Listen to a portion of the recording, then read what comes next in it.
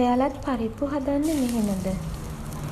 මම වීඩියෝ එක ගද්දී කට්ටියක් ලිපේ තියලා අබ චුට්ටක් පුපුරන්න තියලා ඊට පස්සේ සුදු ලූණු දාලා ඊට පස්සේ රතු ලූණු කරපිංචා අමුමිරිස් ටික තෙලට දානවා.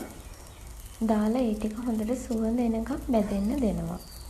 මේ තියෙන්නේ සාමාන්‍යයෙන් මම පරිප්පු තෙම්පරාදුවක් හදන විදිහ.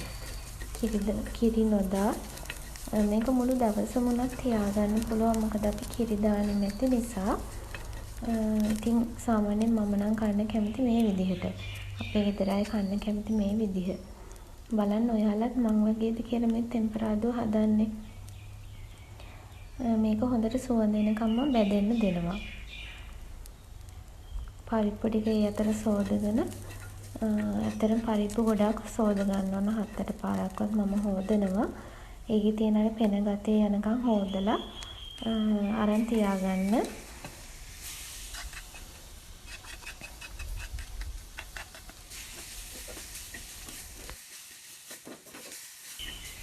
ඔන්න දැන් මම පරිප්පු ටික එකතු කරා. එකතු කරලා හොඳට මේක කලවම් කරනවා. අර ලූණු අමුමිරිස් කරපිංචත් එක්ක චුට්ටක් මම වහලා තිබ්බා. ඒක අර හොඳට ඒවා අල්ල ගන්නකම්. ඊට පස්සේ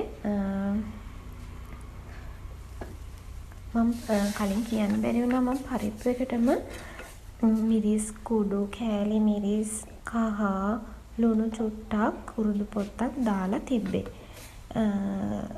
කුරුඳු පොත්තු උළු හාල් දාන නොදාන එක ඉතින් තමන්ගේ කැමැත්ත. ඊට පස්සේ හොඳට වහලා තියෙනවා මම මේක තැම්බෙනකන් චුට්ටක් වෙලා.